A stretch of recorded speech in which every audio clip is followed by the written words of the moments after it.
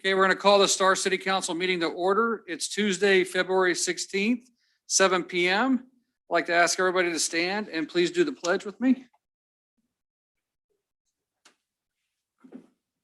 I pledge allegiance to the flag of the United States of America and to the republic for which it stands, one nation under God, indivisible, with liberty and justice for all. All right, we're going to have the invocation tonight by Mr. Bill Krause from the Eagle Christian Church. Thank you, sir, for coming tonight. Appreciate it. Pray with me, please. Heavenly Father, tonight, please accept our request for your presence at this meeting of our city's council. These men and women have a responsibility to set the course for one of the fastest growing cities in the country. This is a formidable task. Please guide them to be steadfast, cooperative, and wise in tonight's deliberations. Equip this council with the power to love people as they've been loved by you.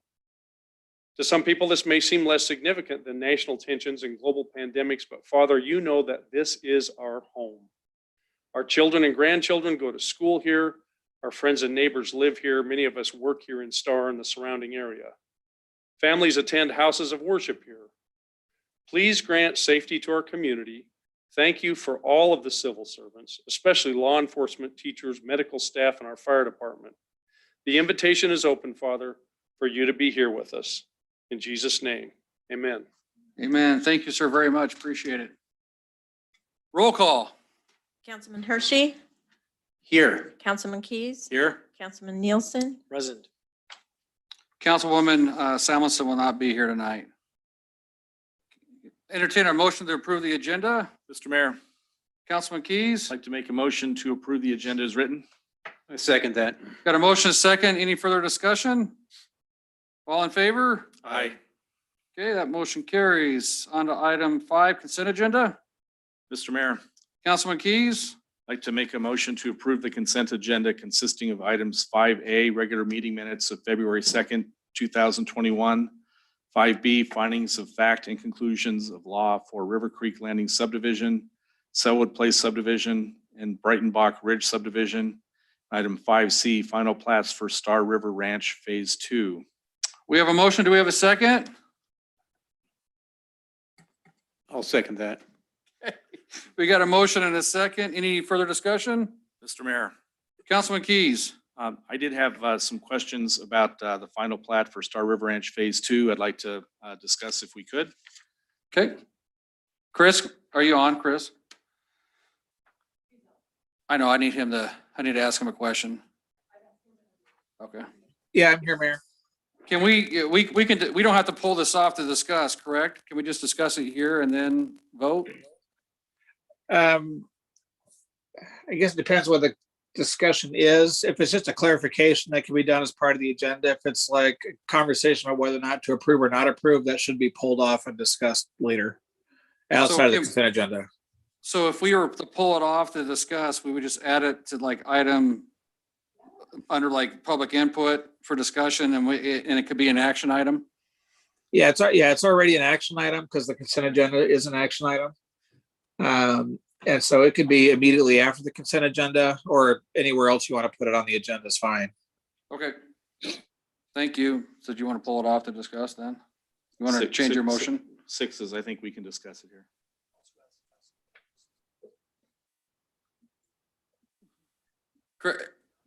Chris, one more question, sir. Yes. So Mr. Eck is here, the developer too. So can we ask him questions if we leave it on the consent agenda? If you're going to involve the public, it should probably not be on the consent agenda. Okay. You're gonna, Mr. Mayor, Councilman Keys? I'd like to amend my motion to remove item 5C, final plats for Star River Ranch Phase 2 from the consent agenda. Okay. We got an amended motion. Do we have an amended second? Yes. I'll amend my second. Okay, we got an amended motion, amended second. Any further discussion? Just a question, Mr. Mayor, if we're removing it, you're removing it from the agenda or you're adding it to a different place in the agenda? We'll add it to right after the consent agenda for open discussion. Okay. And action. Okay, any further questions? All in favor? Aye. Okay, any opposed? Okay, that motion carries.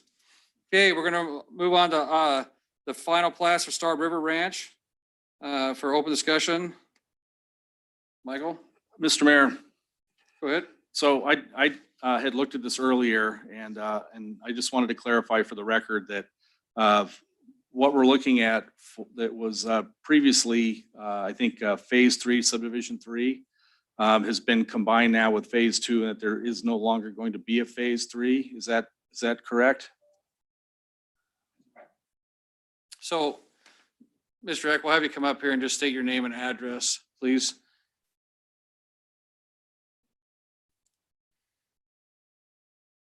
Good evening, Mayor Chadwick and council members. My name is Tim Eck. I am the developer at the Star River Ranch subdivision.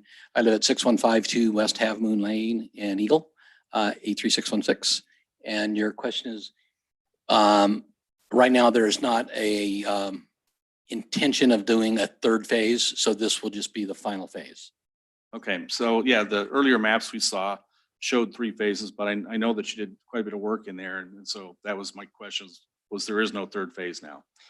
Okay, another question I have is relates to the sportsman's access. Now, I know that conversations around the sportsman's access in many ways predates any of us that are up here. I know there's a lot of history there, and you're probably the person in the room who knows more about it than any of us. One of the questions I have is when I look at this map, the sportsman's access doesn't appear to go along the entire southern property boundary. Is that correct? That's correct. We worked with Fish and Game, and they gave me the termination point of the length of the easement that they wanted along the south boundary. The purpose of the easement was to get out onto the gravel bar. There's about a 40-acre gravel bar out there that's owned by the Idaho Department of Lands and managed by Fish and Game. And the whole purpose of the access was to get out there for hunting and fishing. So they had us extend the easement along the levee to a point where they can transition out and get onto the gravel bar. They didn't require it beyond that, because once you get beyond that, you're on the gravel bar. You just move over 10 feet and you're off the easement, you're on the gravel bar. Okay, thank you. And then my final question has to do with the fact that since the last time that you were before the council, we've done as a city quite a bit of work on our bike ped plans and starting to work on pedestrian and bike access for the future. And we've had a fair amount of discussion about the continuation of the green belt, the goal of which for 40 years has been to take it from Lucky Peak all the way to the Snake River. And I'm wondering if you've contemplated how sometime in the future, not anything tonight, how that might be accomplished through, around, over your project. You know, we haven't really given it a whole lot of consideration, just because there seems to be so much land. The whole gravel bar thing out there, where would the path be? I think you have a dead end at Iupati's property. I'm reluctant to think you could ever get a corridor through his property that goes to the river. And then you got the property between him and us, and you got us. You just got a lot of continuous properties there that are all privately owned. But you know, if they got a pathway connected to both sides of us, we'd certainly be amicable to looking at letting the pathway extend through the sportsman easement. Okay, thank you. And the reason I'm asking is those obstacles you mentioned have been obstacles all the way since Boise coming down at various parcels, and a lot of them have been solved. They've just kind of chipped away at it over time. And imagine at some point in time, it's going to come up here. And I didn't know if you'd contemplated how you might adapt. I know some communities, they've actually had the greenbelt go around their communities. So I just didn't know if you thought about that. Mr. Mayor, those are actually all the inquiries I had. Okay. Any further questions of Mr. Eck before we move on? Or staff? Yeah, Mayor Chadwick. Councilman Nielsen? Thank you. So just a point of clarification. The third phase is not being done, or the third phase has been combined with the second phase? Well, it's a combination of things. Initially there was going to be 3 phases. There's 2 pods on each end of traditional lots, and there's an enclave of estate lots in the middle. And we've taken the lake out of the plat, which severed the 2 pods, so we couldn't do that as one phase and do the estate lots as a separate phase. So we're just running all 30 lots as one phase. So it's a combination. It's a combination, yeah. All right, thank you. So everything basically is being built that was platted, pre-platted. Yeah, in two except that phases. we've left the lake out of the Yeah. plat. We're not going to plat it. Any other comments or questions there of staff or? Mr. Mayor, I just wanted to go on record. This is Sean. Ryan Morgan, city engineer, and I met with Mr. Eck this morning. Ryan had some minor concerns with some of the final plat documents. We met with Mr. Eck and we resolved all of those, and I received a letter from Ryan Morgan at 4:55 in approval of the final plat. I just wanted to get that on the record. Okay, I didn't have time to get you guys that letter because I just saw it. got it? Okay, good. Thank you. Okay, is make a motion then to, for the Star River Ranch final plat, phase two? Mr. Mayor, Councilman Keys, I'd like to make a motion to approve Star River Ranch Phase 2 final plat. okay, we got a motion. Do we have a second? I'll second. We have a motion and a second. Any further discussion? Hearing none, all in favor? Aye. Okay, that motion carries. Thank you. Okay, anybody sign up for public input back here? On our sheet?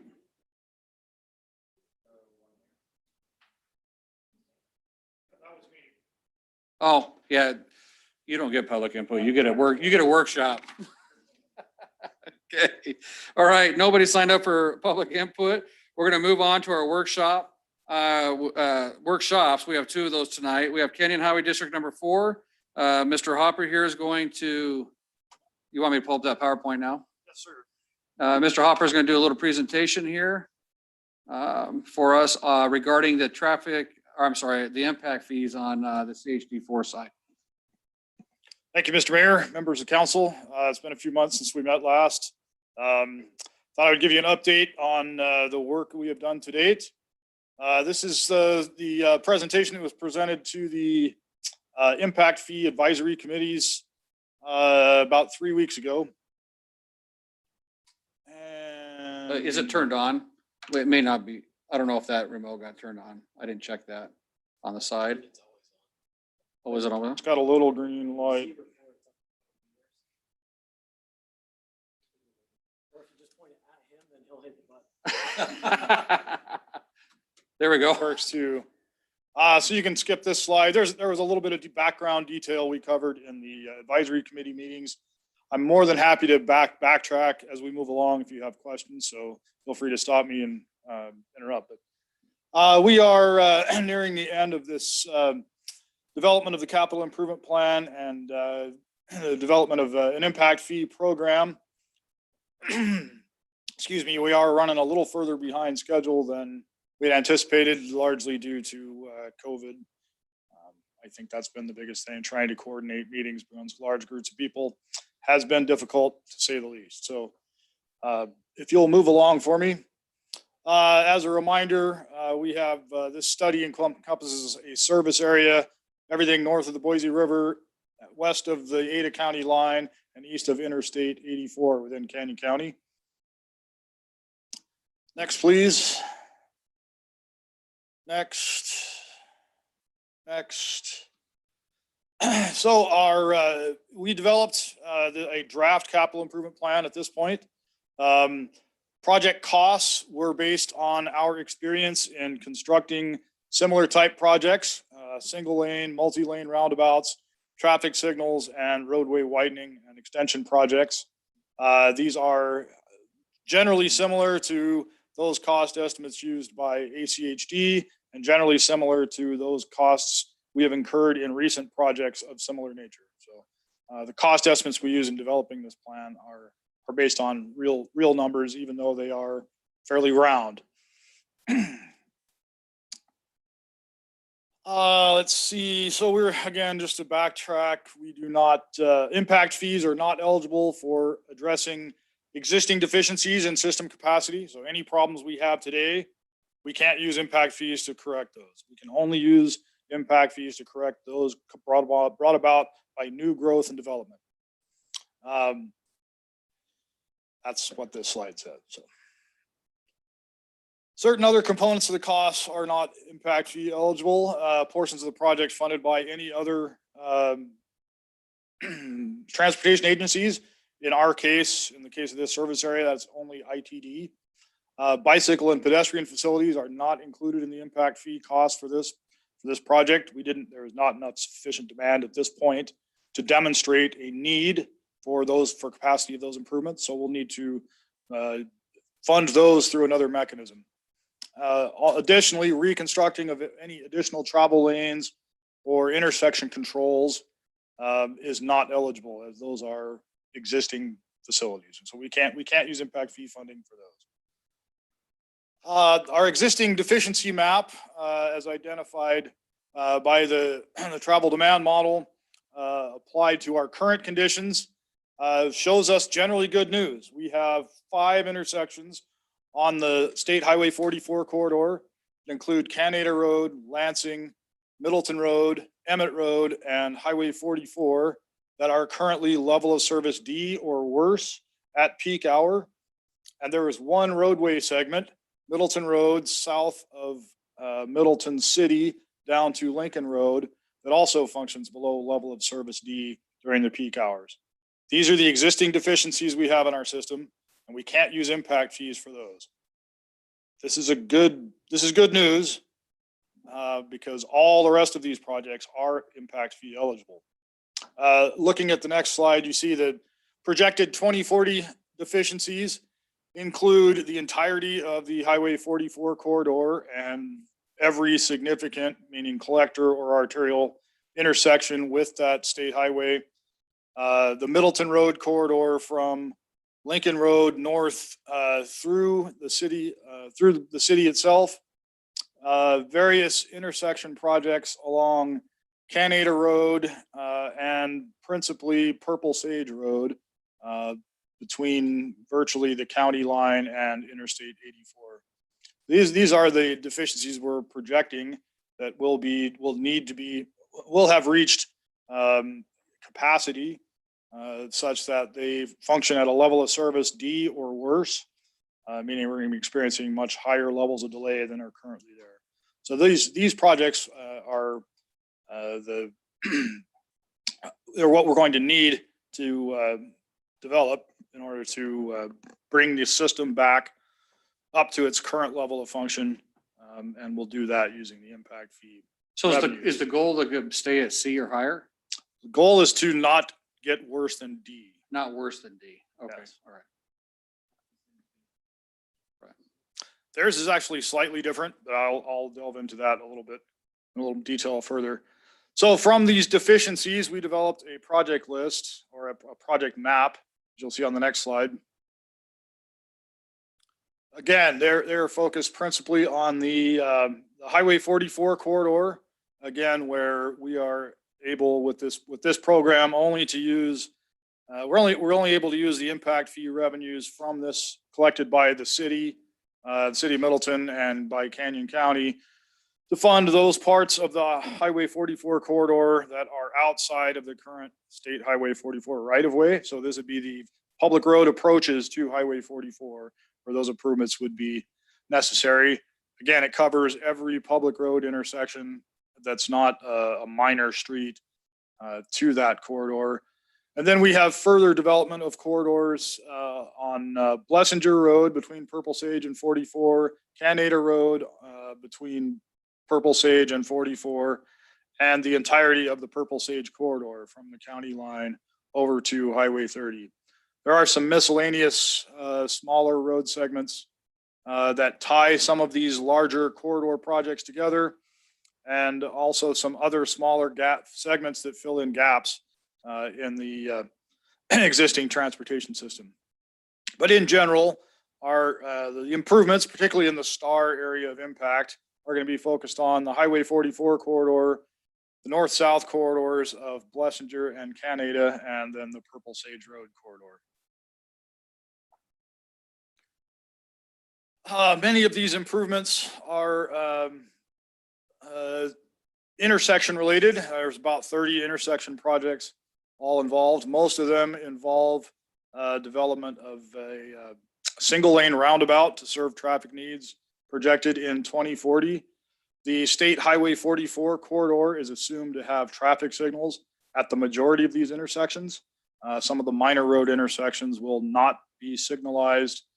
At least we're projecting that they will not need to be signalized, that they can function in that as an R cut or limited restricted left access. Typically, those are the lower volume road segments. Those are all between Middleton and the interstate. So your 1 mile roadways, typically, we're projecting will need to be signalized in order to handle the traffic demands. We'll see. Some, again, some of these are identified as future restricted left turn. Restricted left turn intersections. There are a couple on Middleton Road that would need to be multi-lane roundabouts to handle projected traffic volumes. And that about sums that up. We have, I think, 16 or so roadway corridor projects identified. The majority of these involve primarily adding left turn lanes and right turn lanes at intersections with significant public roadways. We have very few of these roadway corridors that within the 20-year horizon are projected to require additional travel lanes. So we won't see initially anyway, the 5 lane corridors like are very common in Ada County. But there isn't yet in this 20-year projection, the traffic demand to warrant that. But there will be a need for intersection improvements at many of these corridors. There are a handful of these that are completely new roadway projects. Most of those in the Middleton area. And let's see, I guess there is a connection between Willis Road. Let's see, connection between Blessinger and Canada on the Willis roadway alignment.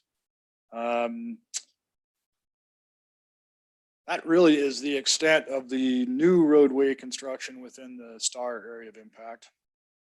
So again, total of 30 intersections, 16 roadways. Total project costs estimated to be almost $91 million. Total impact fee eligible costs, about $73 million. I think the next slide gives us some details on what costs are impact fee eligible. This is a detail of the how the costs are actually calculated. The VMT cost is the cost of the total projects divided by the number of additional vehicle miles traveled that will be generated by the assumed new growth over that 20-year period. So we have 23,280 new vehicle miles traveled per day. That divided by the total project impact fee eligible cost of about $73 million gives us about $3,130 per vehicle mile per day. From that vehicle mile cost, VMT cost, we can then develop the essential costs or calculate the impact from each new type and new unit of development. Single family residential, the estimated or the draft impact fee cost would be $5,486, slightly less, somewhat less than that for multifamily residential units. Average retail per 1,000 square feet of your average retail establishment, $9,475 per 1,000 square feet. Office at $6,372, and light industrial at $3,491.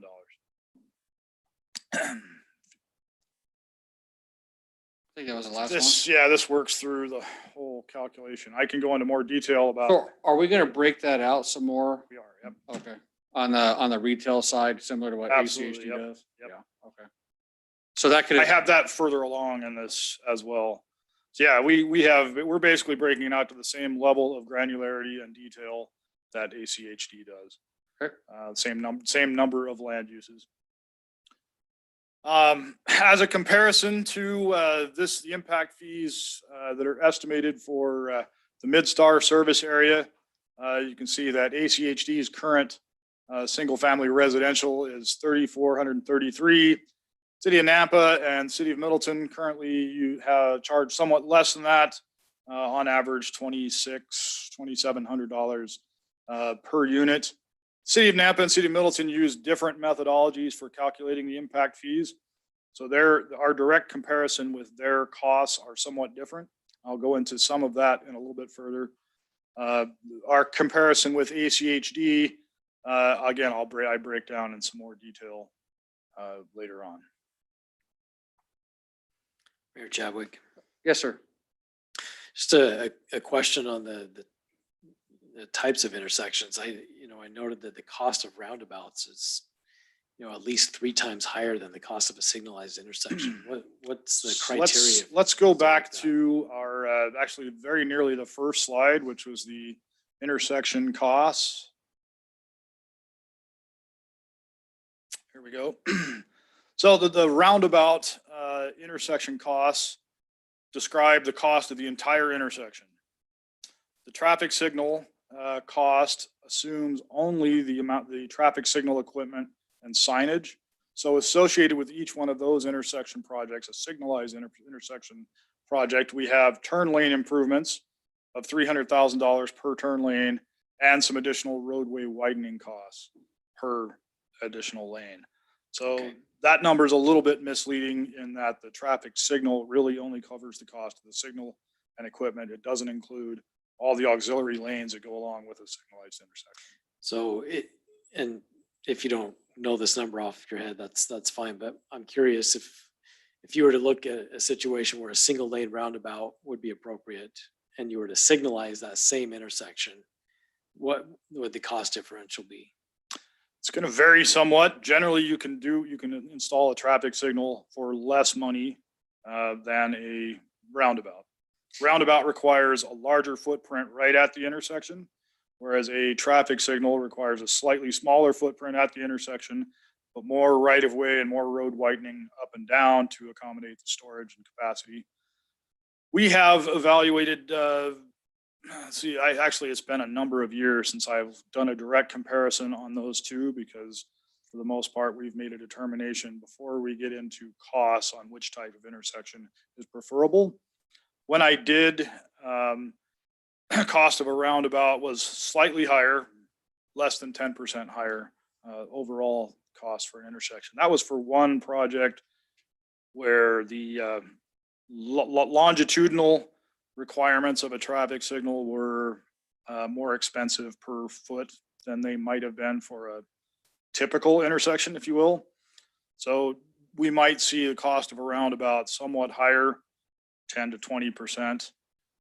The reason we favor roundabouts, particularly for these lower volume, lower capacity roadway needs, is they operate with very little delay for the majority of the day. You only start to see much delay at those at the very peak hours. Yeah. Additionally, they offer a tremendous benefit in reducing the number of crashes and particularly the severity of crashes that occur at these intersections. So if you include those life cycle costs, the costs of the crashes, the damage to property and persons, they quickly become as good or better an alternative than signalized intersections. No, personally, I think roundabouts are a great option. I'm surprised that, at a signalized intersection, you've got all those sensors and automation and electricity and, all those factors.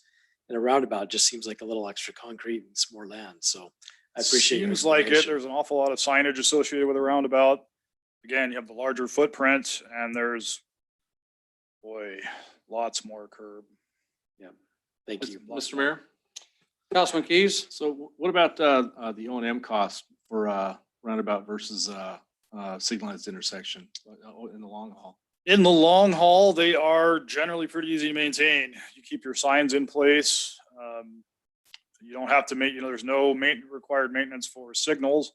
As you get into the dual lane roundabouts, there are requirements for pedestrian crossings at all the approaches. Those have lights and signals in effect associated with them. So those costs will go up, but you eliminate the maintenance costs of your signal equipment, which is not insignificant. So if you look out 5 years, 10 years, 20 years, they ultimately end up being a cost saver over the total life cycle? I'm not really prepared to give you an answer on that. From a maintenance perspective, they're about the same pavement and curb wise. There's a little bit more concrete curbing associated with a roundabout. So very long term, you may have some higher replacement costs for the concrete aprons. There are maintenance costs associated with the landscaping that typically goes in the center islands or around the sides. I can't give you a definitive answer on life cycle maintenance, what costs, whether that's whether one has an advantage over the other. I know in the near term, roundabouts are pretty easy to maintain. And the only reason I'm asking is I know you can build them with impact fee money, but you can't take care of them with impact fee money. Correct. Okay, thank you. Could I ask you a question there? Go ahead. I'm just going to ask you about impact fees within the Star City limits or our impact area. We're going all the way to Kingsbury. So if we collect all these funds, how do we assure that the money that we're collecting, unlike the Ada County model, gets utilized in the Star first before it goes anywhere else? So the plan on the table is that Star would retain those impact fees that they collect. Keep those in-house, just like you collect impact fees for the fire districts. You probably have an agreement to pass those along to the fire district. Oh, so we'll hold on to the funds here in-house until such time. Until we Similar to ITD. establish a project need, that's one way to do it. You could give it to us and we'll take care of it. And we'll keep track of those monies received from Star. And we don't intend to use them on projects on the other side of Middleton. We'd use them within your area of impact or on projects that might have where you might have a contributing effect. Probably the boundary, whatever that works out to be between Star and Middleton, it's going to be about where those fall. Okay. But no, yeah, we're not piling all these into one pot. The idea is to make sure that all the funds, the idea is to keep effectively Stars and Middleton sort of separate so that you guys can fund those projects within your contributing area. The highway district will take the funds we collect from the rural areas in the county and contribute to those projects as a proportionate share. And we'll take care of the projects that are, well, there aren't very many projects that aren't within Star or Middleton's area of impact Okay. currently. But that's the way the plan's intended to move forward. Okay. Thank you. Mr. Mayor, Councilman Keys. since we're asking questions here during this pause, so I just wanted to clarify that the Willis Road alignment is basically the same alignment as Floating Feather on the Ada County side. I don't believe that's correct. It's not correct? Let's see. No, Floating Feather would be the Floating Cornell Feather Street. is considerably further south. I think it's the Cornell Is Street. it Cornell? Cornell Street alignment, yes. And then I know there's been talk about a future river crossing, and I'm curious if that's something that belongs on this list. So we do not currently, with our 2040 projections for growth in this area, see any demand that would reasonably require a new river crossing.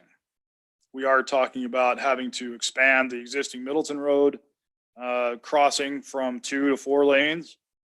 And I have not yet looked at what ACHD's long-range plan for the Star River crossing is, but I would assume that there will be some necessary capacity expansions there as well.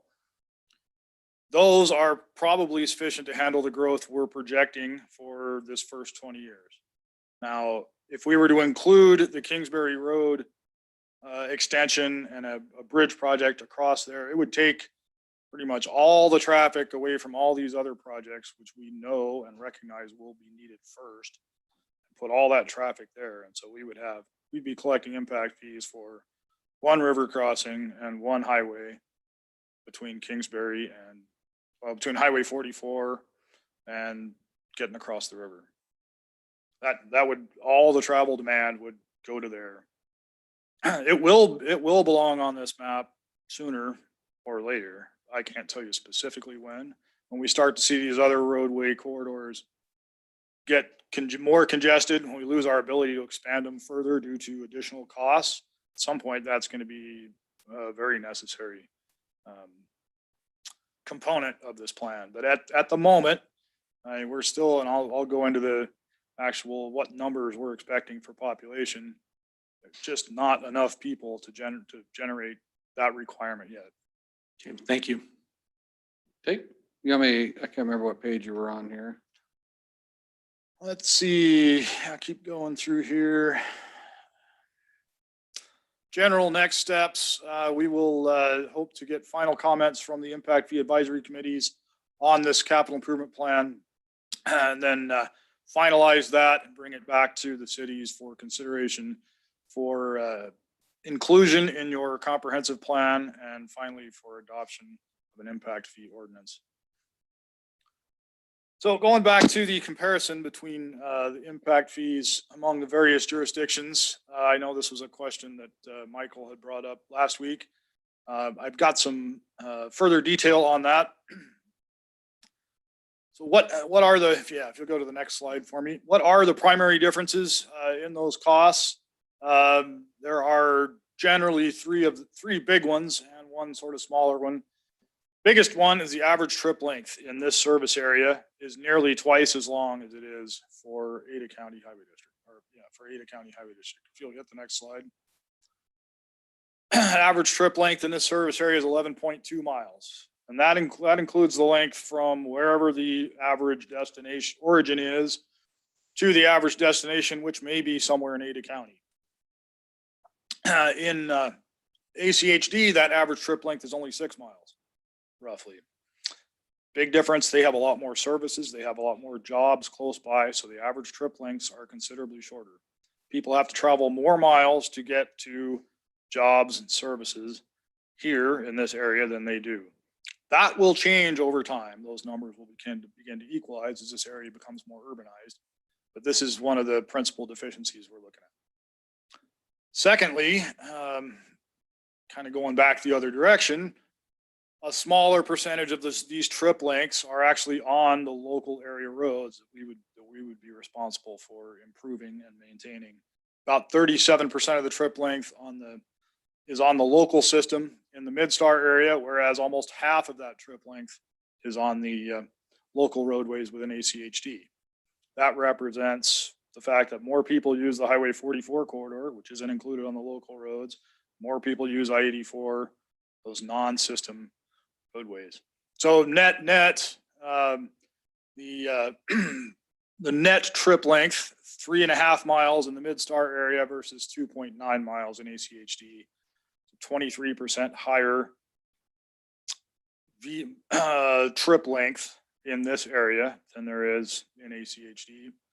So they cover 23% more miles of roadway and counter more than 23% more intersections. That's one of the factors involved in why the impact fees shown in this draft plan are higher. Another one is the vehicle miles traveled cost. So the total amount of improvements we estimate here in Midstar versus the total amount that has been calculated for ACHD is about 30% different here, 30% higher for this service area than it is for all of Ada County. That exists because there's virtually no existing infrastructure here. We have one traffic signal in the whole service area in downtown Middleton. That's correct. Almost all of our intersections are 2-lane rural roadways. We don't have anything besides those. There's almost no 3-lane roadways anywhere in this entire service area, except for a small piece of Middleton Road in Middleton. And all of our intersections have rudimentary controls. They are 2-way stop control or all-way stop control, with the exception of the one traffic signal. Oh, there's 2 roundabouts on Emmett Road, sorry. Out by the high school. By the high school. Yeah. Aside from that, this is a completely undeveloped area. Additionally, there are pretty sizable areas of this service area, particularly in the northeast, the area closest to Star, west of Canada, north of Purple Sage, there aren't any public roads at all. They just don't exist. They haven't been developed because they weren't needed because the land uses didn't really require them. So that's a 30% difference. You add those two together, that's about a 52% difference in costs. There's a couple other items that have a little lower impact on this. The mid-star service area uses level of service D. It's typically more appropriate for suburban, not densely developed areas. That anticipates for an unsignalized intersection a 25 to 35-second delay. ACHD calculates their impact fees based on a level of service E, which anticipates a higher level of delay being acceptable as people in urban areas are more accustomed to being stuck in traffic. Those delays average 35 to 50 seconds. So per unit of growth, ACHD assumes that, well, our existing system will just soak up a little bit more of that before we have to make improvements. Pretty incremental difference. It's not, it amounts for a couple % probably difference in the increase in cost. Another more significant factor here is that the estimated growth for this area is far more significant than what they're seeing in ACHD. So we assumed, we assigned growth to the areas that we know that new development is being projected, and then use that to extrapolate growth in those areas out over this 20-year period. It averages out to a 4% annual growth rate. You guys, I'm sure, are aware that that's probably far less than what we're seeing. It's generally less than the 6% average growth rate that the highway district has seen in traffic volumes on our public roadways within this area. But it's a reasonably conservative assumption. That's 3 times the population, well, 3 times the current year's vehicle miles traveled per day in 20 years versus only a 32% increase in ACHD. Population more than doubles in this service area in 20 years versus ACHD anticipating a 40% growth. Employment change, again, very significant, doubling or more in this area versus a 61% increase in ACHD. A lot more demand being applied to limited infrastructure in this area, and that's our best estimate on the substantial difference between the maximum impact fee that could be charged in the Mid-Star area versus Ada County Highway District. Councilman, Could you go back one more slide? one more. I'm not sure, maybe even one more. Yeah, thank you. I don't think I got this one, and I feel like I missed something important here. So what I thought I heard you say, and what I think I see on the screen here is that Mid-Star has virtually no existing infrastructure. So why is it 30% higher cost? Because there's that much more infrastructure that needs to be built to handle new growth and development. Okay, so this is cost of development. Costs attributable to development. Yeah, so the vehicle mile traveled cost is the estimated cost per new vehicle mile that will be added to the system compared to the existing condition. Thank you. So there's a deficiency of current assets for transportation here. That translates to a higher cost per new trip compared to Ada County, which is much more developed.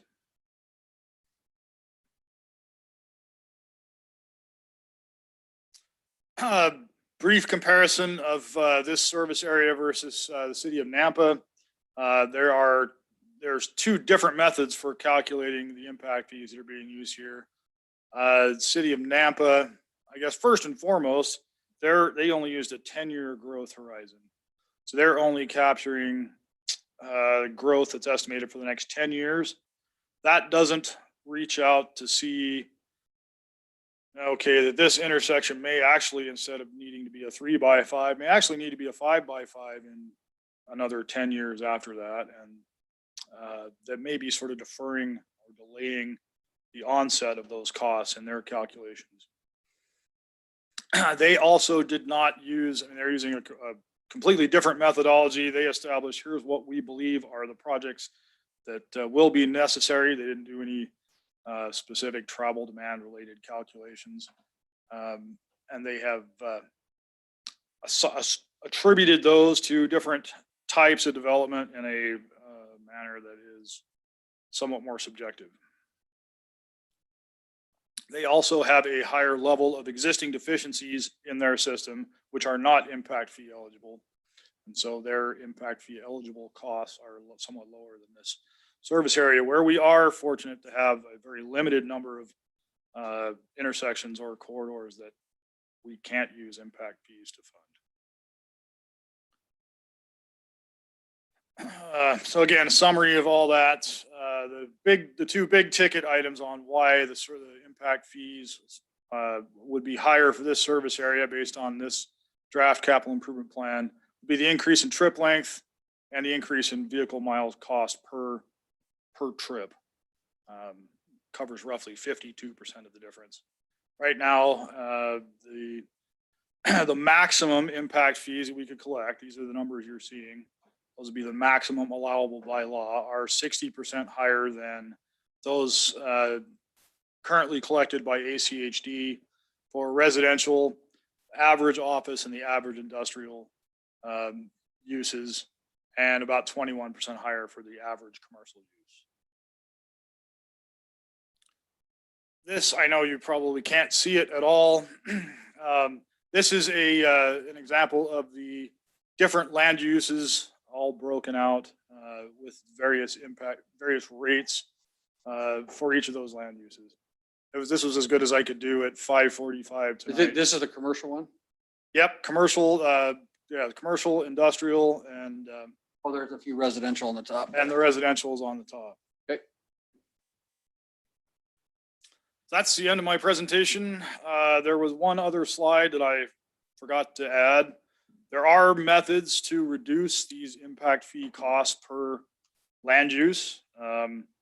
They include one, removing projects from the capital improvement plan, saying, well, we'll either fund this from some other means or we will put it on a future capital improvement plans. We'll just defer those costs until later.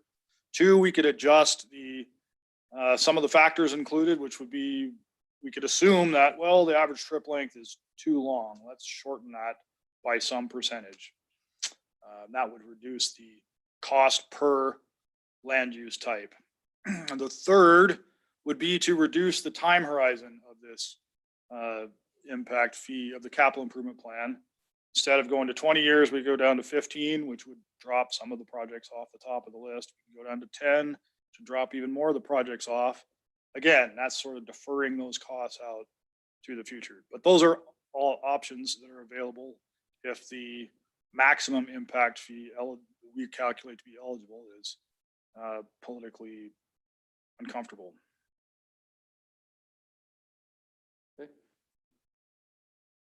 Mr. Mayor, Councilman Hershey? I just have a few real quick questions. Very interesting. This is very fascinating. I was going to ask why a new road costs less than widening a road, but I'd have to go back and look at the numbers. But I just it doesn't make any difference to this. I just thought that was interesting. But in your projections, do you feel that the projected growth that's going to take place with residential, industrial, and all that would cover in 20 years the $73 million projected cost of your projects? I believe that it would. Looking at an average growth rate of 3.3%, which we have seen historically in traffic growth across our highway district. So not just in the Mid-Star area, but in everything west and south of Caldwell. All of our roadways over the last 20 years have averaged annually a 3.3% average growth rate. That's through, let's see, one development boom, the Great Recession, another development boom, and into COVID. So that's a fairly representative sample. We are assuming with these projections a 4% annual growth rate. If we are off, if we're wrong in those, say we overestimated the number of people that would move into this area or start generating new trips. We collect less impact fee revenues. We also have less demand on our system. That If was we- my follow-up is how often do you reevaluate these numbers? Okay, so we're required by law to reevaluate at a minimum of every 5 years. We would recommend that at a minimum, we do this every 4 years to capture the demographic cycle that Compass, the long range or the regional planning organization, uses in establishing their demographic data. They do a significant update every 4 years. It's in our interests to piggyback along with that and match that cycle. That's similar to what ACHD uses. They do a significant update every 4 years. In the interim phases, since this is a new plan, I would anticipate we'll do updates more frequently than that, either within the 1 year period or probably at the most within a 2 year period, to be able to capture some of the, identify where we might have made mistakes, what we might have left out. Obviously, we're not going to be perfect the first time we try this, and this plan will get better the further we work with it and develop it. But yeah, I would anticipate at a minimum by law, it's every 5 years. Thank you. So just a couple questions there. Is there a sunset, like 8 years or something on the money to be used before they have to be given back? That's correct. Unless you generate, so you can request after that 8 year period, that's what the law says. Use the money first in, first out. You have to track it as it comes in and then track that particular impact fee being expended towards those projects. That's supposed to be spent within 8 years. You can request, I don't remember who you make the request from. Maybe it's more of a declaration that, okay, we're going to move this out for another 3 years. You can go up to 11 years, basically by special request or decree. But at no point can you hold those funds longer than that 11-year period. They have to have been expended or you have to give them back. So with the fees that we collect within the city of Star, how are these going to get initiated to be used? Is it something the city has to do since we don't have a highway department? Or Right. is it something that you guys will do and say, listen, we need $3 million that's in your account, for this? Right. That's how I foresee this working, is that the highway district, in conjunction with the city here, the city of Middleton, and potentially Canyon County, we'll come up with, we'll have this capital improvement plan, those lists of projects. We'll sit down in our initial year, say, which one of these do we need to do first? We have some guidance on that in the project years, the timelines that are established on the capital improvement plan. Those are somewhat vague in that they're broken down into no more than 5 year periods. But we can logically determine this project is more important. This project will be next. This project will be next. We'll identify those projects we want to do, establish an agreement on which agencies need to contribute what amount, what percentage to cover the cost of that project. And we'll assign as part of that agreement who will manage the project. If it's in the city of Star or the Star's area of impact, the highway district will act on your behalf to do that. That's part of our agreement with you, is to take care of that. If it's in the city of Middleton and it's principally a city funded project, the Star has a small participating interest. The county has a small participating interest. City of Middleton may manage the project, and we'll establish for each project an MOU that details, here's our contributing amounts, here's the timelines which we all have to agree on the project, and here's who will manage the project, and the others will make contribution to. Okay. And then I just want to go back to what you're talking about the costs that at what point do we have those conversations about saying, well, maybe we ought to look at a 15-year cycle instead of a 20 and things like that to look at, because I know that's a concern right now with some of the building contractor association members, is how high that cost is compared to ACHD's cost. So to put that cost in perspective, $5,486 per new residential unit. It's about 2.8% of the cost of an average new house. It's not a deal killer for I anybody. know, I've made that comments too, but I just know what's coming. Sure. But the time to do that is now, because we need my belief is we need to have the city of Middleton, the city of Star, and Canyon County all agree that this is an acceptable impact fee to charge. And if any one of you is uncomfortable with that number, it makes it difficult. What I don't want to see is Star charge one fee and Middleton charge another and rural Canyon County charge another. That was not the purpose of putting this joint study together. We could have all done that independently and been done long ago. But Will you do me a favor, email that breakdown that we couldn't see on here to Sean yes. to get to all of us? Because that's going to help, I think, us to decipher just instead of those four numbers, right? Sure. There, so. Mayor Chadwick. I can do that, Yes, sir. recognizing these are draft fees, Sure. draft fees at this point. I'll make sure I couch that. Yeah. As such, but yep, there's a comparison on that spreadsheet between the costs in the Mid-Star area versus ACHD. Okay. Direct comparison. Thank you. Councilman Nielsen?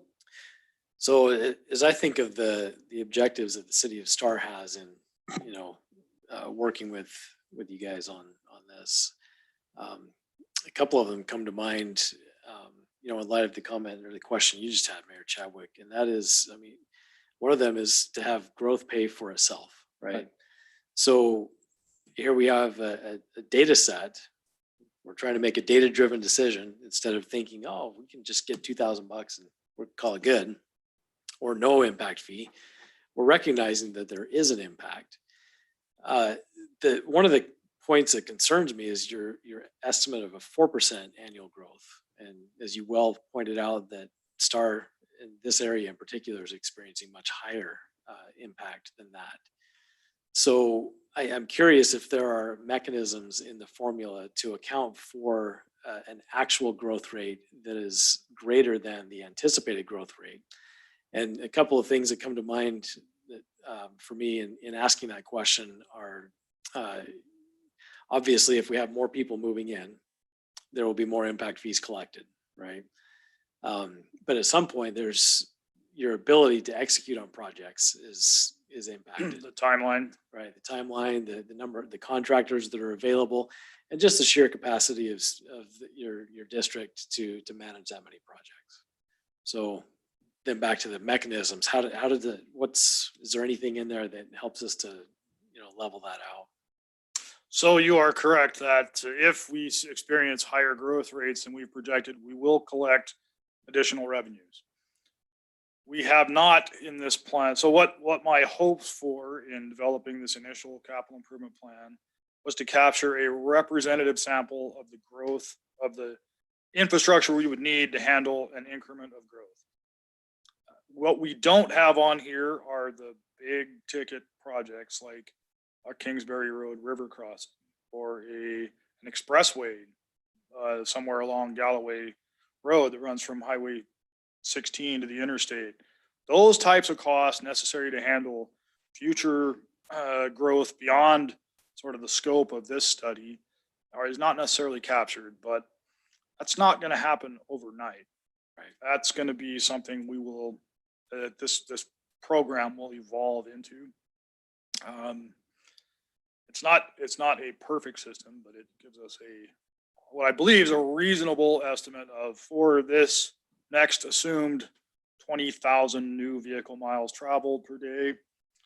This is a reasonable proportion of costs necessary to cover that. Again, this program will evolve as the growth patterns and the transportation needs evolve in this area. And is that part of the regular review that you indicated would take place? Yep, that includes every 4 years a review of the demographic assumptions the updates to the capital improvement plan and updates to the impact fee costs or impact fee schedule. So all of those are eligible for review technically at any time by request of the impact fee advisory committees. They monitor this. We are obligated to report to them at a minimum once a year. And that they can, they're authorized by law to make recommendations to you, the councils, to make revisions or updates as they see necessary if they identify concerns there. So there is some opportunity for feedback and some checks and balances that are built into the system. Okay, thank you. And just one more thing for me, sorry. So would Middleton get rid of their impact fee structure they have now and adopt this new one? Correct. That's what Yep, the they would intent is? update their impact fee schedule to match this one. Okay, That's the intent. all right. Any other questions? Mr. Mayor, Councilman Keys? I have one more question and an editorial. What is the timing that you would expect to have comp plan language and ordinance language and on any other agreement language in front of the council? How close are we to that? So the comp plan language, I am not an expert in. I'm not familiar with the El Lupa Act. I'm going to leave that to you, your council or staff on how best to make modifications to your comprehensive plan. I think it's relatively, it's a modification to your comprehensive plan to adopt this capital improvement plan. And it's effectively the nature of what that needs to be. The impact fee ordinance language, we have the technical details which describe the impact fee schedules and the capital improvement plan. We're about 90 to 95% of the way complete with that. The ordinance language for adoption, that's pretty boilerplate. City already has an example of that with those impact fees adopted by the fire districts. That'll require some minor modifications. So you're not too far away from that. In the agreements, I'm just beginning to, now that this is getting more finalized, I'm just beginning to get time to start to work on those. They're a small, much smaller body of work than capital improvement plan has been. I'd anticipate I can get something out for review the next 3 to 4 weeks. So for adoption, probably within 60 days. It's not unreasonable if we can get, I'm meeting next week with the Canyon County Commissioners to make this same presentation, test the waters with them. So if there, I know that I offered to do the same presentation with the city of Middleton.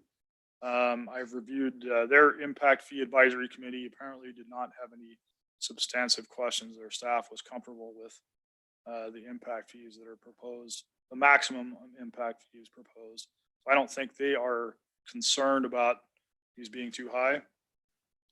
If you guys or your impact fee advisory committee believes that that is something that needs to be addressed, let's get that out front. I think just looking at that chart will help, honestly, because when we just go with this blanket here, that's a concern for certain businesses. It is, yeah. Yeah, and so that chart, that's- just and that because we're was- used to that This chart, was just a generic, right? just an average of those different land use costs. So, okay. Was your editorial done? No, it was just, that was my All right. question.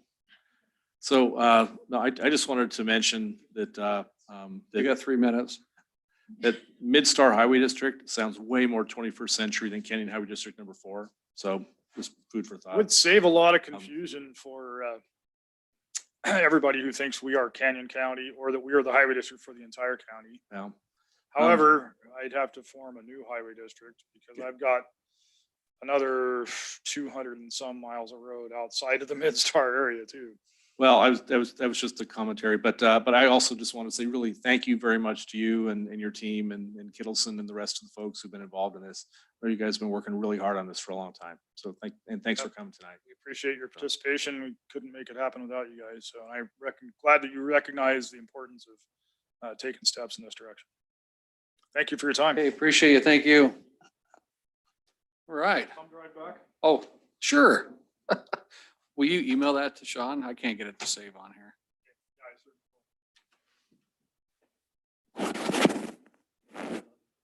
Thank you, sir. Okay, we'll move on to our next workshop with Star Sewer and Water District. We have Mr. Hank and Mr. Greg here. Come on, Mr. Hank.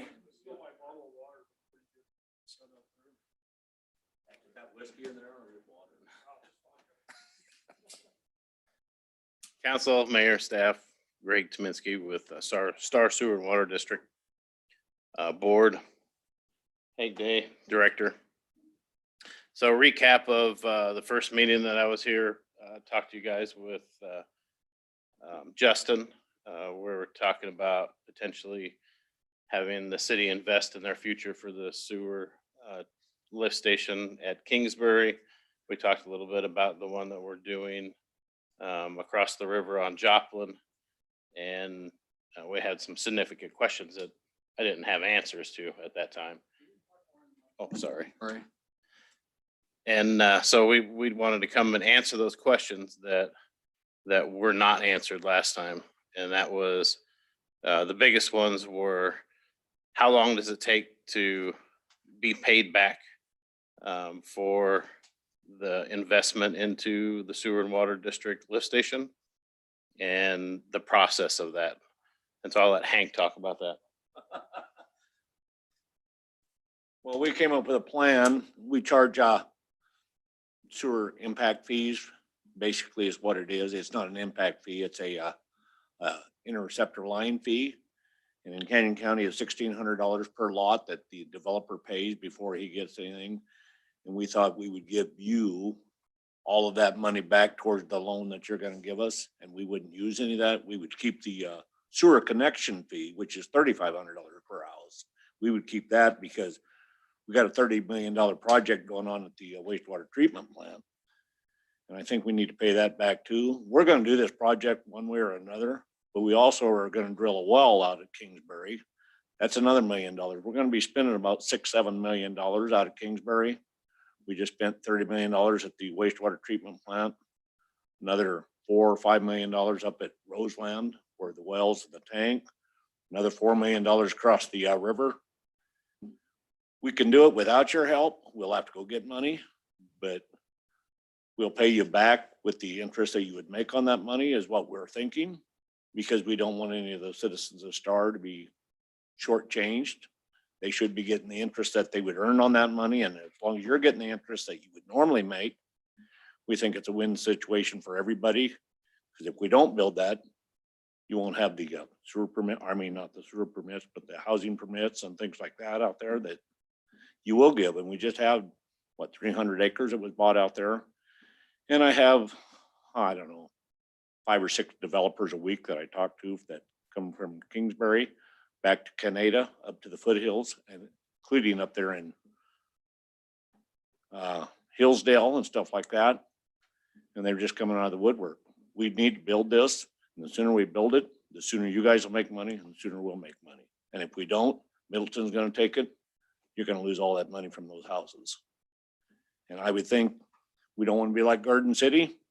Boise circles Garden City, and they're screwed. If we go clear to Kingsbury, at least then the people there are paying us the taxes and we're getting all the money.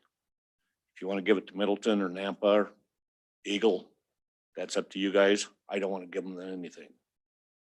If we're here, we ought to control our own destiny. So that lift station at Kingsbury will service stuff coming out of the foothills too? No, they'll have to build one up there. And I talked to a developer up there. He'll build a lift station that'll come over, but they're talking about giving us some ground up there for a scalping plant. Okay. To make our water Class A water that you can use on golf courses, lawns and things like that, we'd have to spend about another $15-20 million at the wastewater treatment plant. We didn't want to burden the people of Star at a $45 million project. We figured $30 million was a lot. And the only reason we did the upgrade at the treatment plant was not for the growth. We had to do that because of the discharge limits that we have mandated by DEQ and EPA. So it had nothing to do with growth. If we didn't have any houses, we'd have to do that. And everybody's price would be, let's say their sewer bill is $40 a month. Their sewer bill might be like Nampa's, $100 and some a month. The more people we get in here, the less it's going to cost all the people in Star. So To pay that 30 million back and stuff like that. yeah, 30 Mayor million Chadwick. and our lift stations and wells, so. Okay. And our designs were about 75% on the lift station right now. And well, If- they should be drilling in the Mr. next. Day, if I could interrupt you, I apologize. I think you made a really important point here just a second ago, and I want to highlight that. And that is, And I don't know, I think it just the matter of speaking, you've been saying this is about us making money and you making money. But then you made the important point, because for me, this isn't about you or I, or our districts or city making money, because that's not the way this works.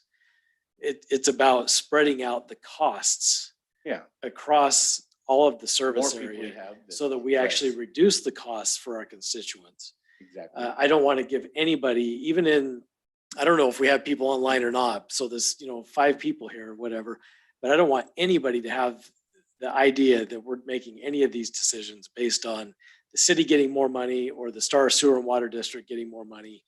And I'll call out again, I think that's just a matter of speaking, Yeah. because that's just not the way these formulas work. So, thank you. Okay. I have a quick question. I have all my notes from the last meeting and I forgot to write what they meant, so it's just numbers now. What was the total amount approximately that you're looking to borrow from the city? I don't exactly know. We, at this point, we're just leaving that up to you guys. So the proposal or whatever that I mentioned the first time we were here was kind of the same thing that you did with fire district. And the fire district partnered with you for $1.8 million and then purchased your interest out when the time came that we got the bond. So this is a little bit different in the fact that the structure is going to be built. The developers are going to be paying connection fees, and then those connection fees will go straight back to the city. So it wouldn't be, it can be one lump sum. We could put it in our bank and then write you a check at one time, or we can just continually pay it as if it was an actual loan. The relationship that we had with the fire district wasn't a loan, it was a partnership. Right. This is a partnership and a loan kind of combined into one. It's unique. It's not something that you see done every single day, but we believe, Hank and I had many conversations about this, that there is a big reward for the city and the sewer district to partner on this and do this together. We have to have sewer and water for the city to grow. The city isn't going to grow if we don't put a lift station there. The sewer and water district won't grow and be able to provide the service. So we're going to end up with, if it's county, we're going to end up with, a well on every single lot, or potentially something like they did in Hillsdale, which is a community well. And then it won't be serviced by the water district, it's private. So with this partnership, we ensure that the city of Star grows out to the water where the sewer treatment plant is at Kingsbury. That's where the line, or whatever you want to call it, for impact, what's it called? The area of impact. Area of impact. That's where that line is drawn today. The fire district has property out there. So the fire district is also working with the sewer and water district, because we have the land to let them put, through just a license agreement, put the lift station on the property and the well on the property. And there won't be any charge for that. It's just a simple license agreement for 2 governmental agencies. So does that answer your question? Yeah, I was just, it was ringing familiarity with the fire agreement we had, except that was paid off in like the most absolute record time I think I've ever seen in my life. I mean, it was just all the stars aligned. This would be a long-term project. I just want to make sure we understand that. It's a long-term projection, long-term project, which I'm not against that in the least. But to echo Councilman Nielsen, yeah, the most important thing is the impact on the citizens. And anything that allows a bill to be maintained or lowered is a positive in my mind. And I mean, I don't think anyone's noticed there's growth in this area. We don't ever talk about it, except on Tuesdays and any other time someone stops me in a store. But the fact is, one thing that I like about this, and I am generally liking this, I know we're not voting or anything, I'm just saying, I've been thinking about this, is the fact that the growth is here. And anytime someone wants to decide Am I annexing to Middleton? Am I annexing to Star? Am I annexing to Eagle? Am I annexing to Star? When they pick Star, when they want to annex to Star or join Star and the water district would have to be part of that, is the fact that we and the citizens of Star have a say in what that growth can be. We have more control over what that can be, the look, the feel, the what it is. And so therefore, I just think this is a very long-term project, but it seems to me that even with the ups and down cycles of an economy that we go through, this would be a good deal down the road. I mean, just generally speaking, that's just my opinion on it. I mean, obviously it's not a vote and there's no final numbers, but I think it's a very sound idea.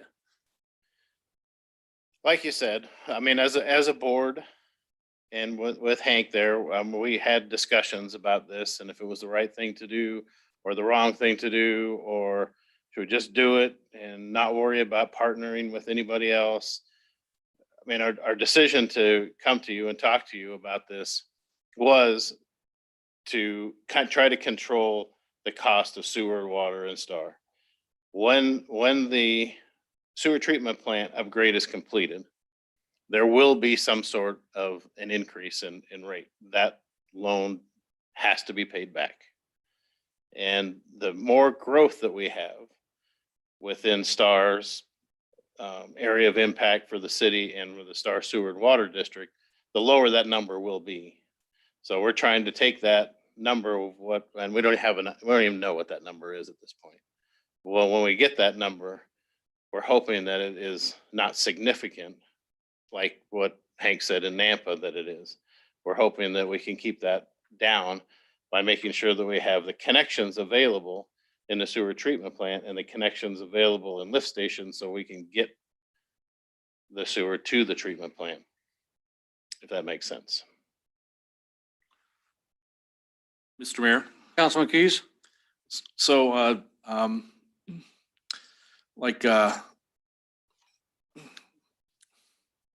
guess I just want to kind of explore the space here a little bit. So, have you contemplated the idea of getting a bond? We have. Okay, and this is more attractive for what reasons? Just out of curiosity. If we get a bond, we're gonna have to pay that money, so we're gonna have to raise rates now in order to pay that bond back.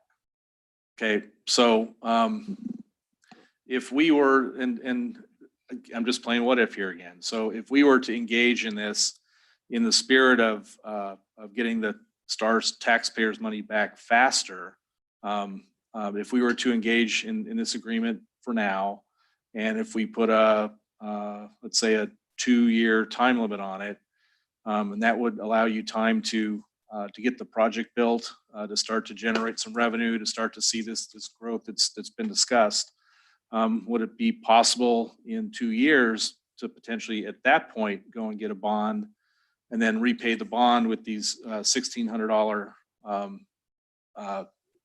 connection fees that you've talked about? Yeah, Is that's that possible. I mean, okay? Is that a dumb idea or? no, that's not a Okay. dumb idea. Well, I'm going to tell you it is. I just want to can't just wait to hear honestly, it. Yeah. because when I think about it, if we go to a bond, what Hank was saying, you're going to raise rates of people's fees anyway, Yeah, right? yeah. On the taxes for that bond. But you have money in savings now. If we do to put this out there, it's going to be a lot cheaper this way than it would be with a bond rate by far. You think? I think, yeah, I Okay. do.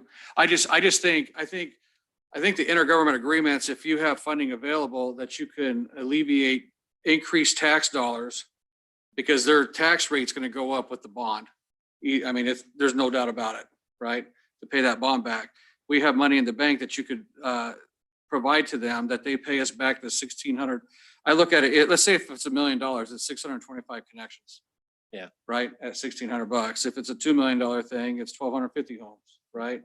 With the growth going on, I can see it being done on that Canyon County side if it stays like it is, probably within 5 or 6 years, over there. Yeah, At a very minimal cost for the rate that we would get back in return from our money being in an intergovernmental investment pool, right? Compared to the tax liability that we're going to throw back onto the citizens overall, right? I I didn't mean to call you out as being dumb, but I was just, I think this through a little bit differently. And I know where you're going and trying to get it back, thinking that it's been more beneficial that way. But I think in the long run for the taxpayer, it's going to be worse. Well, it depends on what the opportunity cost is. Exactly. Well, For, it will for be. projects that the city may have. Exactly. I mean, there's a reason we have that money. Well, there is a reason for that money. Absolutely. Right. So So- I get that.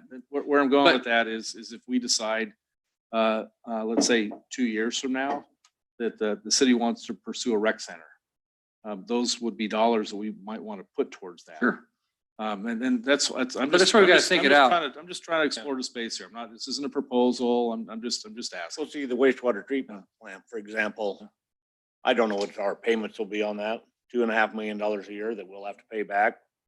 So that has to come from everybody. And then you have to have so much in reserve. You have to have at least $2.5 million in reserve, plus the maintenance and stuff like that. Right. So we're gonna have to have about $5 million in the bank just for DEQ in order so you can pay it back and stuff like that. That's where we're gonna figure out the rates. We could have raised these rates over years. We haven't raised the rates, but one time in 25 years. Mhm. So we don't want to raise them any more than we have to. Star is fairly reasonable on their sewer fees and their water fees. So, that's what we're trying to do. And the other part of this whole equation is what is our legislature going to do to us this year? Right? I mean, that honestly, we're going to have to find out what happens here by April 15th before really we can make any decisions on anything. Yeah. Right? On that. So that's a big concern too. There So are some proposals that would torpedo this whole conversation. there are some proposals out there that would torpedo a lot right now. Yeah. So. And yeah, the other thing I want to say is I think the district has been a great partner with the city, and the city, I think, wants to return that and be a great partner with the district. I agree with the comments that my fellow counselors made that to me, this is really about more having control. And growth is coming. It's just a matter, is it going to be under the influence of Star and what Star wants, or is it going to be under the influence of somebody else and what they want? But whether growth comes or not is not on the decision board. That's happening regardless. Yeah. So you want us to explore this more? I mean, we can look at it and explore. No, it I think we and should. see. Yeah. Yes, I would What that like looks to like. explore this Yeah. more in depth. Also, I believe in partnerships. I strongly believe in them, and it gives just more vested interest on our future. There's Right. no way our growth is happening without sewer and water. Well, it could, and that would be ugly, but it's not happening without it. And we already have Let's just trench it. that's why I was in the military. I can fix this. Yeah. But it's just I know the growth is coming, the growth is here, and it's going to continue. Any type of partnerships we have is good. It would be also, yes, it'd be a significant loan, and yes, like any opportunity cost, I can have this or this. And right now, but it's something that I feel has a safe enough return over a long enough term of time to actually be beneficial. Well, I agree with that, but I'd like to see the numbers before. Oh, yes, before yes. I agree completely with that statement. I mean, I'm going to go back to trade-offs between, what the city's agenda is and what we've got planned for that money. I mean, Mayor Chadwick, you've committed a lot of, investment into the Star River Walk area. That's still, forthcoming.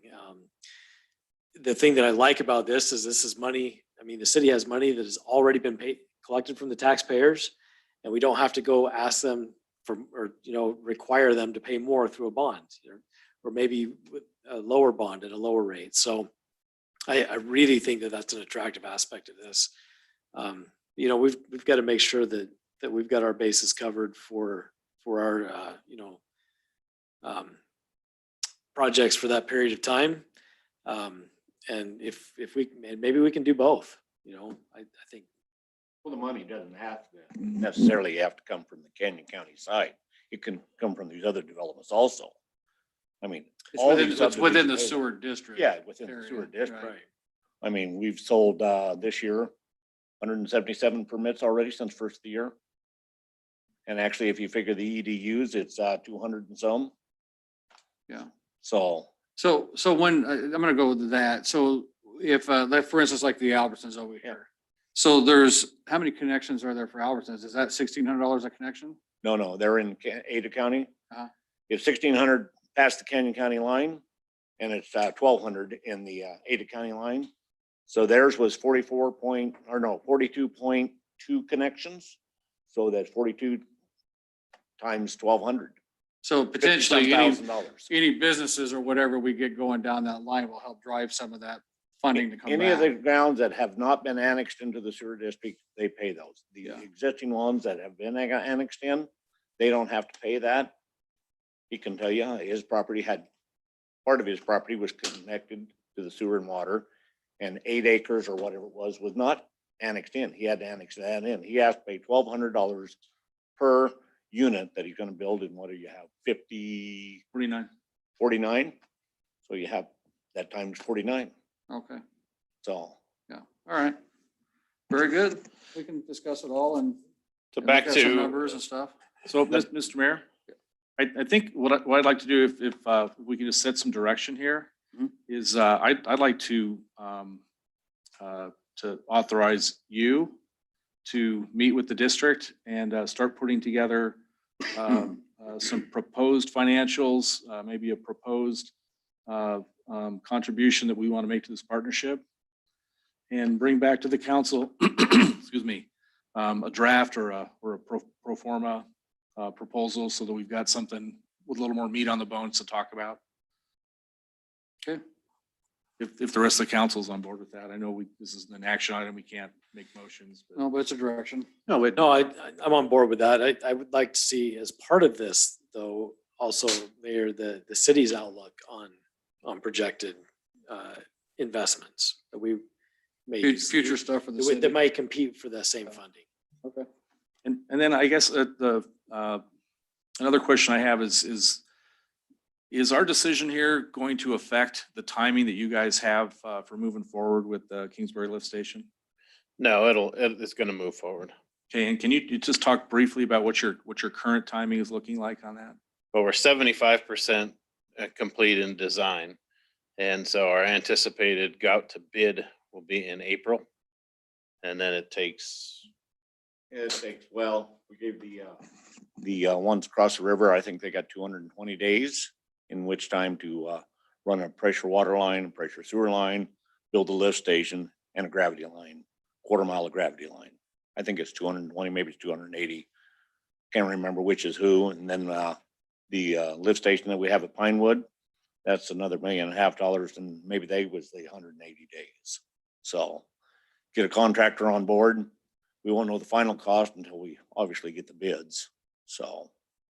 And do you have all the right of way you need to run underground lines? Ada between County, Kingsbury or I and mean, here? the state gave us a tentative agreement that we could run that pressure line down there. The other one, we have easements to those properties that are already annexed into the sewer district in the city, East Canyon, West Canyon, Foothill Crossing. They have to give us easements. And we will run it through there. I think the one actually goes clear to Blessinger. And when we was talking to them, seemed like they wanted to run it through there because it's got to be moved sooner or later. If we can keep it out of the state highway, we're a lot better off. We run it under the road, we can run a pressure line. It's a lot cheaper to run it in virgin ground than it is one with all the utilities in there when the contractor's out there, so. And so your potential commissioning date, knowing what you know today, would be roughly when? Next spring. Next spring. So about a year, maybe a little Yeah. more. Okay. And we're gonna drill a well in the next month Okay. out there. We want to make sure that the water quality is good, and we want to tie it into our system also. Okay. Thank you. so the biggest reason for tonight's follow-up was when we were here and you asked the questions about timelines, and then Justin was just giving you general ideas and 20, 30 years or whatever it might be. And then, I didn't want to speak out of turn during that. I didn't think it was going to be that long, because Hank and I had conversations, but I wanted to make sure that I was on the right page before I brought it up, is that those connection fees that Hank was talking about, the $1,600 and then $1,200 and on the Ada County side, it doesn't matter where the money comes from. We can either go to the bank and get a loan, or we can partner with one of our partners and do it this way. And so paying those, it would be no different than going to the bank and getting a loan. We want to get that loan paid off as fast as we can. So that money doesn't necessarily come from everything that dumps into that lift station at Kingsbury. It might be connections that are On Highway 20? on Highway 20. It could be connections that come from Rosti Farms. I'm just pulling one out of my hat, but they could be connections that come from anywhere that pay that back fast, because the ultimate goal is to get it paid back fast. So it's not the 20, 30 years that Justin was talking about, because he was talking specifically on what was known that would dump into that lift station. And I didn't think that was correct, but I wanted to check with. That's a good clarification. I mean, the Yeah. engineers work for us. They don't make the decisions. Don't make the decisions. No. You know, we try to make the very best decisions we can come up with. And like I say, we paid back the Idaho, or not Idaho Rural Water, but USDA on our well. We paid them back 10 years early. Built it in 95. We paid them off. We paid off the wastewater treatment plant that they financed back in 66 early. I mean, all these things we paid off early. We don't like While we to owe money. maintain the rates from doubling and tripling. I am cheap, you know. Any other questions or comments for Star Sewer and Water? Okay, No, thanks, guys. so I got my marching orders from you guys on what we're gonna work on there. So we'll work on that together. Okay. Awesome. Thank you for your time. Thank Appreciate you. it. Thank you. That was the last item on our agenda, and now it is time to adjourn at 8:32. Thank you. It's a record.